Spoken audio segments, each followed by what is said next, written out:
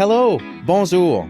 Welcome to the Union Safety Net, le filet de sécurité syndicale, a union podcast for working people. I'm your host, Sébastien Bezeau, et oui, parfois en français aussi. This podcast is hosted by the Union of Safety and Justice Employees, le syndicat des employés de la sécurité et de la justice. Join us for an informative discussion every month about issues currently affecting working people.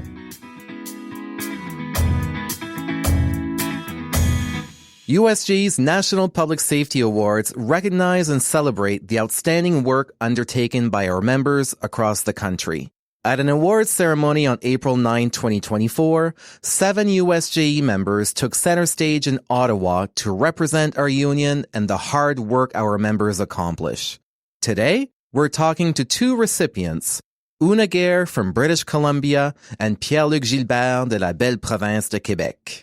With me now is a guest who is a well-known member of USJE. She is a dedicated Correctional Services Community Program Officer, an accomplished power lifter, a cabin builder, and she was just awarded one of 7 National Public Safety Awards in Parliament Hill after being nominated by her colleagues. Gair, welcome to the Union Safety Net. Thank you so much, Seb. I'm happy to be here. And that was quite the introduction. How does it feel to be one of the 7 inductees of 2024? Weird. It feels weird in the sense that, I'm incredibly humbled that I was nominated. Incredibly humble because I've kind of always approached my career as it was my job to do these things. And so being recognized for something that I just saw as my responsibility feels a little odd. Yeah, I mean, that was a common sentiment that we saw in the room on behalf of the recipient who just well, I just do my job. But when you explain what your job entails, even for the politicians who were in the room, you could just see their jaw drop wow, you people are so deserving in the roles that you do in protecting communities and protecting Canadians. But we're going to introduce you a little bit more to our listeners. You're a correctional program officer in Vancouver. When did you start and why do you do this work? So it's been about a decade, I think. And it's hard to say because federal hiring practices being odd and contract and term and indeterminate things. So I would say about a decade. And believe it or not, I wasn't a child growing up when we came to Canada thinking to myself, man, I really want to talk to men about what they masturbate to when I grow up. I kind of stumbled into this role in a really, really odd set of circumstances. Somebody came and talked to my university class when I was in, I think, my 3rd year of undergrad about volunteering for the Correctional Service of Canada. And at that point, I'd written my LSATs and I had plans of going to law school.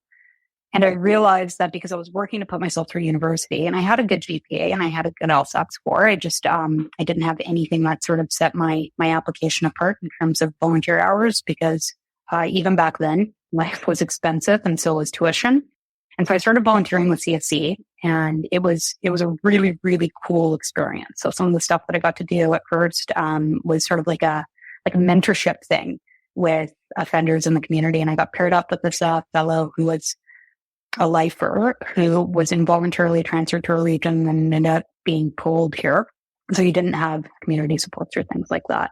And he and I would meet up once a week and he would sit at Starbucks and we would play chess and he would hand me my ass every time. He was very strategic in his plays, but we would just people watch and chat. And the way that he saw the world and just how interesting his lens was really piqued my interest. And so very long story short, I ended up working at a community-based residential facility for a number of years and then started taking on contracts with CSC. And they lured me over with their siren song of great employment and benefits and things like that. So, and it ended up being a passion area for me. Genuinely, I find people fascinating. We were told that you're often, in brackets, borrowed for high risk and high profile projects like the structured intervention units. why can't they live without you? I mean, seriously, right? So for over a decade, you've been working with First Nations, developing social justice infrastructure projects that have had a profound impact on public safety and justice in these communities. This work even got your agency another prestigious award, the Arctic Inspiration Award. So can you tell us about House of Wolf and the work you do there? House of Wolf is an Indigenous-owned consultancy, and it was started by a woman named Gina Nagano, and she is a Tondaquichan woman from the Wolf clan. So the name House of Wolf is really in reflection to her matrilineal clan. It was Shesozer in the Han language, but nobody understood what that meant, so we changed it to English for House of Wolf. She's an incredible human being. She's been such a mentor in my life. We've had a 15-year relationship now. She is retired RCMP. She was a member. She was one of the early First Nations women that joined the RCMP, and she had a 20-some-odd year career working in frontline policing, working in community policing in the north, and then she went all the way up to national and was working on policy development in terms of how the RCMP can more effectively work with First Nations. And when she retired, I think she realized that her work really wasn't done, and she started this work. And she brought me into the fold very early on. The work that the agency does is absolutely exceptional. It is such a soothing balm to my soul as well, and I'm so humbled to get to be a part of it. It's proactive, and it looks at upstream interventions into interrupting maladaptive behaviors or life course persistent pathways in ways that are really integrated. Oftentimes in Western systems, we really focus on slapping a Band-Aid on the issue, right? Like we deal with the symptoms as opposed to looking at how do we interrupt this? How do we interrupt this in a way that we might impact future generations in a really good way? It's been such an honor and such a blessing to get to do that work. Through the context of my employment and strong support of my union, bless USJE, I was afforded opportunities to actually leave on interchange and work with House of Wolf full time for a period of time to help them accomplish some pretty lofty and pretty large projects. What were those projects?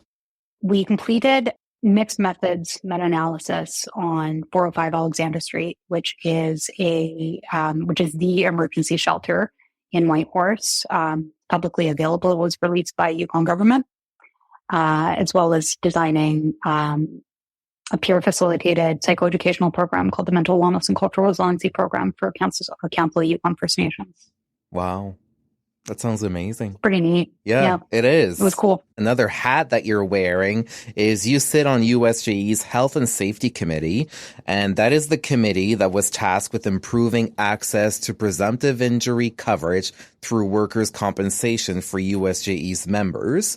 I understand that it was your proposal to embed a definition of federal public safety employees in the Government Employees Compensation Act that really got the ball rolling for USJE's current campaign. So, Una, what led you to make this proposal? I mean, this is stuff legacies are made of, truly. Like, do you just wake up in the middle of the night thinking, we need to update GICA, which hasn't been updated in 50 years? Like, how do you come up with these ideas? Wildly unregulated ADHD. And yes, sometimes I do wake up in the middle of the night and jot down ideas and then try desperately to get back to sleep. But the USJE Health and Safety Committee is a really neat vehicle, and I would encourage any of our USJE members that are listening to this podcast to think about areas that they care about and to put their hands up when there's a call out for a committee, because the things that you can do with these positions are absolutely incredible, genuinely. So many years ago in a committee meeting, Kirsty, who's the regional vice president that chairs the committee, brilliant woman, incredible human being. Yeah, we had her on our podcast, our first episode, actually. Yep. Yeah, she's amazing. So we were comparing notes because I was supporting a member that was going through a WCB process that was absolutely terrible. And we started talking about how ridiculous it is that we had to argue that their occupational stress injury was the result of their employment as a career frontline intervention public safety member in the Correctional Service Canada. We were comparing notes on this, and we really started getting frustrated. And we were talking with the other members around the table because we represent a number of our departments and across the country. And we started comparing notes, and we in the context of that meeting, really, like it was like a light bulb going off. We were like, if you and I, Seth, were doing the exact same job, right? And you lived in Alberta during the NDP era, and I lived in BC, and we were both injured in our workplace. Let's say we both went through a traumatic event or a series of traumatic events, have an occupational stress injury. You would have had presumptive coverage, and I would not. It's ridiculous, right? It's a form of geographic discrimination. So federally regulated workers aren't actually covered by provincial legislation. They're covered by something called the Government Employee Compensation Act. So that is a federal legislation written in like the 50s. So then you get a patchwork, an absolute patchwork of entitlements and availabilities where two people experiencing an identical set of situations will be treated differently based on that. And then in the context of the actual work that we do, right? Because when people hear about it, they're like, I can't believe you exist. And yes, you should have coverage. It seems like an odd oversight in the sense that provinces think, when they think about who needs coverage for mental health injuries, and everybody like knows about PTSD. So like who needs coverage for PTSD? Police, fire, paramedics, sometimes correctional officers. But interestingly enough, that generally only covers provincially regulated correctional officers. But I digress. And I think that's a reflection of the fact that we're kind of the hidden front line. And we operate so well that until something really falls apart, which doesn't tend to happen because I think the federal public service, at least the members covered by USJE, are all a bunch of overachieving type A personalities. Until something falls apart, you don't actually know that we exist. Last question. I'll allow you to dream a little. If you were elected prime minister tomorrow, what would you do immediately to improve public safety in Canada? I would resign. I'm joking. What a terrible job. Who wants to be prime minister? No, thank you. That's a no for me. I have no interest in politics. So looking beyond the election cycle, and some of the things that I've seen in the context of self-governing First Nations that have been really cool is having sort of statutes passed that guarantee an investment into a certain area over a course of like 10, 20, 50 years, whatever the case may be. It's been done in the context of managing wildlife or lands and things like that and resources, but also in the context of social justice infrastructure projects that they're investing in. And making sure that irrespective of what changes in government take place, that these things that we started, that we're planting the seeds of today, will have opportunity to take root and blossom in years to come. One of the things that I mean, if I had a wish list of things that might happen in the federal arena that genuinely impact not just like my day-to-day work and the work of my colleagues, but the safety of Canadians, is that I really wish we could stop legislating around the 1%. I really wish that legislation could be made with consultation with subject matter experts that can contextualize issues so that we're not constantly scrambling to address the unintended policy impacts that we could have foreseen. Very well said. Una Gair, thank you for this chance to chat with you. It's always great fun, and I look forward to seeing what's coming up, what other hats you'll be wearing in the near future, and once again, congratulations on your well-deserved Public Safety Award. Thank you, Una. Thank you. Pierre-Luc Gilbert, merci d'être avec nous au filet de sécurité syndicale. Oui, bonjour Sébastien. Alors donc, Pierre-Luc, tu es un des gagnants du Prix national de la sécurité publique cette année. Félicitations! C'est un prix qui est octroyé à des membres du SESJ dont les noms sont proposés par leurs collègues pour reconnaître le professionnalisme, la rigueur de l'engagement et la contribution à l'environnement de travail. Dis-moi, qu'est-ce que tu as pensé quand tu as reçu le message du président national qui t'informait que tu venais de gagner? Principalement de la surprise au départ, puisque dans mon milieu de travail et dans mon environnement personnel, j'aurais pu identifier au moins une dizaine de candidats potentiels qui auraient été méritants pour recevoir ce prix. Ensuite, c'est sûr, la reconnaissance de la part de son syndicat, ça fait toujours plaisir, toujours chaud au cœur. C'est quelque chose sur lequel on table beaucoup, avoir de la reconnaissance de son employeur. Là, ça vient du côté syndical. C'est autant important puisqu'on sait que c'est eux qui sont derrière nous pour nous défendre, pour faire valoir nos droits. Donc, on fait partie d'un tout. Donc, parlons un peu de ton parcours. Tu travailles au Service correctionnel du Canada depuis une quinzaine d'années. C'est bien ça? Un peu moins que ça. Je commence ma 14e année. Par contre, j'ai fait 3 ans de communautaire au départ, toujours dans le domaine de la délinquance. Donc, oui, ça tourne autour d'une 15aine d'années. Puis là, maintenant, tu es complètement relié à l'établissement d'Archambault. Si je me trompe pas, peux-tu rappeler à nos auditeurs et auditrices ce qui caractérise le centre d'Archambault? À l'établissement Archambault, on est un établissement correctionnel fédéral de niveau de sécurité médium. Actuellement, on est identifié comme étant le centre d'intervention autochtone au Québec, c'est-à-dire qu'on a les services concentrés pour une population de détenus autochtones en offrant des interventions culturelles, que ce soit les programmes correctionnels adaptés, du support de la part des aînés, des agents de liaison autochtones, des agents de développement en collectivité. On a des formations spécifiques pour les délinquants autochtones, aussi ça soit de l'école secondaire jusqu'à des formations professionnelles qui leur donnent des compétences transférables. L'établissement Archambault, on est aussi un melting pot d'un peu tout ce qu'on retrouve en milieu correctionnel. En plus d'avoir les délinquants autochtones réguliers au sein de notre centre d'intervention autochtone, on a le centre régional en santé mentale également de la région du Québec, qui accueille des délinquants qui ont des besoins spécifiques, autant de codes de sécurité minimum, médium que maximum. On a aussi une unité d'évaluation initiale qui est établie depuis quelques années en support avec le centre régional de réception, où on évalue les délinquants nouvellement condamnés pour débuter leur dossier, faire la charpente des interventions à venir et aussi faire leur classement vers le bon établissement.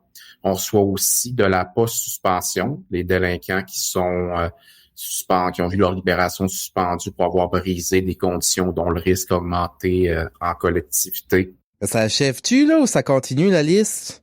C'est pas mal complet. Il y en a beaucoup qui se passent à l'établissement Archambault.